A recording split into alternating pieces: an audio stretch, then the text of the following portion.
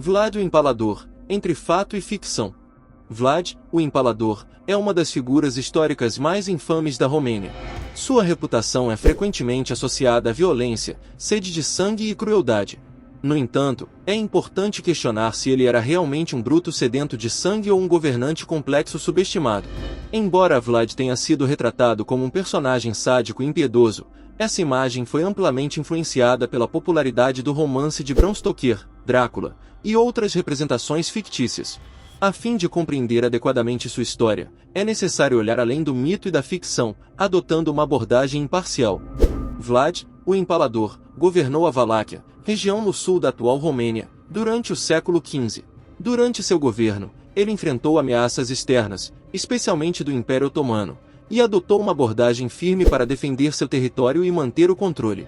Uma das táticas notórias atribuídas a Vlad era a empalação, um método cruel de execução, no qual as vítimas eram empaladas em estacas.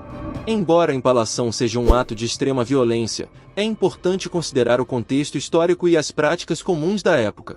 A crueldade de Vlad pode ter sido uma resposta direta à brutalidade e à ameaça representada pelos invasores otomanos. Além disso, Vlad também implementou reformas administrativas e promoveu o desenvolvimento econômico em sua região. Ele era conhecido por sua rigidez no combate à corrupção e por seu desejo de fortalecer o governo local. Portanto, ao examinarmos a história de Vlad, o Impalador, é fundamental separar o homem histórico dos exageros e mitos criados ao longo dos séculos. Embora suas ações possam ter sido brutais, é necessário reconhecer sua complexidade como governante e considerar o contexto em que ele governou. Quem foi Vlad, o Impalador? Nascido em 1431, na cidade saxônica de Sigioara, Vlad III foi o segundo filho de Vlad II Dracul, voivode da Valáquia. Durante sua infância e adolescência, passou a maior parte do tempo no exterior. Inicialmente, em 1436, mudou-se para a capital Targovit, quando seu pai assumiu o trono da Valáquia. Entre 1442 e 1448, ele e seu irmão mais novo, Radu, foram feitos reféns na corte do sultão otomano Murad II, como garantia pela lealdade de seu pai. Durante esse período, Vlad teve contato com diversas culturas, alemã, húngara e otomana, o que influenciou suas ideias, perspectivas e estilo de liderança. Sua busca pelo trono teve início em 1477, após o assassinato de seu pai e irmão mais velho em uma conspiração envolvendo nobres valáquios, seu primo de segundo grau e John Hunyadi, regente-governador da Hungria. No ano seguinte, Vlad retornou à Valáquia com o apoio da cavalaria otomana. Com sua ajuda, conseguiu assumir o trono, mas perdeu-o 2 meses depois. A partir desse momento, Vlad travou uma luta de 8 anos até finalmente conseguir assegurar o trono de seu pai em 1456. No entanto, em 1462, ele foi preso sob falsas acusações por Matias I, o rei da Hungria, perdendo novamente o trono. Após recuperá-lo, em 1474, Vlad foi morto. Fato: como Vlad III se tornou Drácula e o Impalador. Além de ser o título do romance de Bram Stoker, o apelido Drácula tem uma origem histórica ligada ao pai de Vlad. Vlad era um filho ilegítimo de Mircea I da Valáquia, também conhecido como o Velho, e passou sua juventude na corte do rei da Hungria, Sigismundo de Luxemburgo, que o introduziu na Ordem do Dragão em 1431. Como resultado, Vlad II recebeu o apelido de O Dragão. Esse apelido, traduzido para o romeno, é escrito como Dracul ou Draculeia, que se tornou Drácula. Como filho, Vlad herdou o mesmo apelido. O outro apelido, o Impalador, tem origem turca e refere-se ao método de execução preferido de Vlad, o empalamento. Esse termo foi usado pela primeira vez por volta de 1500 pelo escritor otomano Tursun Beg, que se referiu a Vlad como Casco Voivoda ou Impaler Lord em seus escritos. Esse apelido também aparece em uma carta escrita por Mircea, o pastor, em 1551. A reputação de Vlad fez com que esse apelido perdurasse até os dias atuais. Ficção. Vlad, o Impalador, foi uma figura histórica que serviu de inspiração para o personagem central do famoso romance de Bram Stoker. Dependendo da perspectiva adotada, várias origens diferentes para o Drácula fictício são mencionadas, embora nenhuma delas se conecte diretamente a Vlad III.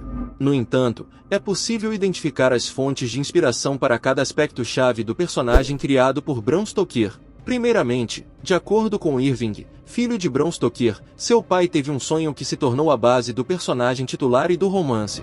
Quanto ao nome, embora o contexto histórico tenha estabelecido a associação de Vlad, o Empalador, com o apelido, é necessário compreender sua conexão com o romance, o que levanta várias teorias. Algumas teorias afirmam que Bram Stoker pode ter obtido o nome do livro de Johann Christian von Engel sobre a história da Moldávia e da Valáquia, ou do livro de William Wilkinson intitulado A Account of Principalities of Wallachia and Moldávia, publicado em 1820.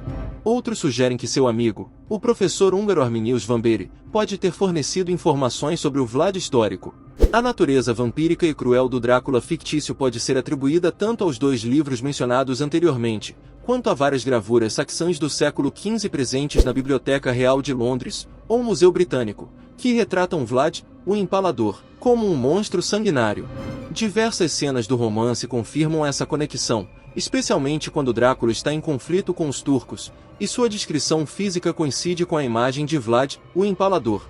Além disso, o ato de enfiar uma estaca no coração de um vampiro, por exemplo, pode ter sido inspirado pela história de Vlad empalando suas vítimas. O esquema de cores vermelho e preto, característico das vestimentas de Drácula, também é uma referência à Ordem do Dragão. A cada sexta-feira, em celebração à Paixão de Jesus Cristo, todos os membros da Ordem utilizavam uma capa preta sobre um casaco vermelho. Fato: Vlad, o Empalador, é amplamente reconhecido como um comandante militar e governante de grande importância histórica. O reinado de Vlad seguiu a tradição política estabelecida por outros governantes romanos medievais, como Mircea, o Velho, e Estevão, o Grande. Vlad dedicou-se à proteção de suas terras e à manutenção de sua independência. O que o torna único é a sua educação abrangente e incomum. A primeira fase de sua educação começou quando ele se mudou para Targovit, onde estudiosos gregos ou romenos, contratados de Constantinopla, ensinaram a ele e a seu irmão mais novo as artes clássicas, a filosofia e a arte da guerra. A segunda fase ocorreu na corte otomana, com o objetivo de formá-los de acordo com a cultura otomana, para que, quando chegassem ao poder na Valáquia, não se rebelassem contra o Império. O que sabemos sobre seu governo baseia-se em relatos e histórias de segunda mão. Segundo esses relatos, Vlad tomou medidas para desencorajar e punir o roubo e a preguiça. Ele foi o primeiro governante a integrar a comunidade cigana no exército romeno e garantiu uma conduta justa no comércio. Após assumir o trono da Valáquia, Vlad, o Empalador, participou de vários conflitos significativos no século XV, solidificando seu papel como protetor de suas terras e do cristianismo. Em 1459, o Império Otomano conquistou a Sérvia e a transformou em um pacharik. Isso levou o Papa Pio II a organizar uma cruzada contra os otomanos. Consciente da ameaça otomana e de suas limitações militares, Vlad aproveitou a oportunidade e juntou-se à campanha do Papa. Entre 1461 e 1462, ele atacou várias posições otomanas importantes ao sul do Danúbio para enfraquecer sua defesa e impedir seu avanço. Em resposta à campanha de Vlad, os otomanos invadiram a Valáquia liderados pelo próprio sultão, em junho de 1462. Devido ao grande tamanho do exército otomano, mais de 100.000 soldados, Vlad precisou usar uma estratégia que neutralizasse essa vantagem. Ele organizou um ataque noturno enquanto o inimigo acampava perto de Targovit. Embora não tenha conseguido matar o sultão, Vlad causou caos suficiente para deter o avanço inimigo. Ficção: Vlad, o Empalador, era conhecido por sua brutalidade e falta de escrúpulos. A crueldade e a violência associadas a Vlad, o Empalador, que o tornaram infame, demandam uma análise mais detalhada. É importante compreender que, dentro do contexto em que ele governava, essas medidas extremas eram vistas como necessárias para assegurar seu reinado e proteger suas terras. Portanto, não devemos vê-lo apenas como um bruto irracional. Para uma visão mais completa, é preciso examinar suas ações como governante, diplomata e comandante militar. A reputação de Vlad, o Empalador, como um governante cruel decorre, em parte, de seu estilo de liderança autoritário. Como mencionado anteriormente, ele era conhecido por aplicar punições rigorosas para combater a preguiça e o roubo. Essas punições variavam de medidas menores até tortura e empalamento. Com o passar do tempo, esses incidentes se tornaram a base para as histórias que se espalharam após sua prisão e morte. Outra fonte de sua infâmia está relacionada ao seu relacionamento com os nobres valaquianos. Vlad jamais perdoou o fato de eles terem assassinado seu pai e irmão. Assim que retomou o trono em 1456, puniu-os por isso. Para evitar futuros riscos, ele adotou uma postura rigorosa em relação a qualquer suspeita de traição. Naturalmente, os nobres retaliaram espalhando rumores falsos e conspirando para derrubá-lo. Eles conseguiram persuadir o rei da Hungria, Matias I, de que Vlad buscava se aliar ao sultão através de uma carta falsa. Como resultado, o voivoda da Valáquia foi aprisionado em Visegrado. Vlad foi morto lutando contra os nobres após recuperar o trono em 1474. Durante o período de prisão de Vlad, a notícia de sua suposta traição se espalhou pela Europa, alimentada ainda mais por sua reputação. Ele se tornou o tema de várias pinturas, onde era retratado como Pôncio Pilatos ou como Egeu, o procônsul romano de Patras presente na crucificação de Santo André. Além disso, ele é tema de um poema escrito por Michael Beins, intitulado História de um déspota chamado Drácula, voivoda da Valáquia. A forma como Vlad, o Empalador, conduziu questões diplomáticas também contribuiu para sua infâmia. Desde suas primeiras viagens, ele percebeu como a Valáquia era vista como uma posição frágil pela Europa. Por isso, ele fazia questão de exigir o respeito que julgava merecer quando diplomatas estrangeiros visitavam sua corte. Existem várias lendas que descrevem incidentes desse tipo. Por exemplo, ele recompensou generosamente um diplomata húngaro por sua atitude respeitosa, enquanto colocou um turbante de um diplomata otomano em sua própria cabeça, como forma de repreensão. Quanto às questões militares, é necessário considerar a realidade da Valáquia no século XV.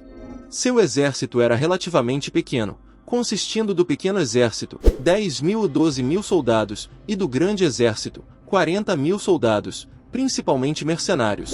Durante esse período, o Império Otomano, a principal ameaça à Europa, podia facilmente enviar até 100.000 soldados para qualquer batalha. Diante dessa desvantagem, Vlad e outros líderes tinham que encontrar estratégias para compensar essa disparidade.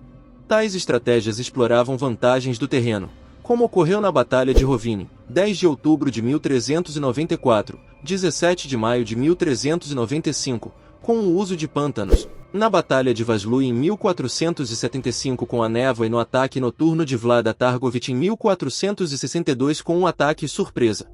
No caso específico de Vlad, ele utilizava o empalamento como uma arma psicológica para minar a determinação do inimigo. Essa estratégia foi empregada com sucesso durante o confronto final após a Batalha de Targovit. Você já conhecia alguma coisa a respeito de Vlad? O que mais te impressionou? Comente com a gente sua opinião sobre este assunto. Se você acha que era mito, escreva nos comentários, Vlad é um mito. Mas caso contrário, escreva, Vlad era terrível. E se você gostou deste vídeo e ainda não se inscreveu em nosso canal, se inscreva e clica no sininho para não perder nenhum vídeo intrigante que postamos todas as semanas. E se você quer aproveitar e aprender um pouquinho mais, não deixe de clicar em um destes vídeos que estamos sugerindo para você. Lembre-se de que conhecer o passado é compreender o presente e preparar-se para o futuro. Até o próximo vídeo.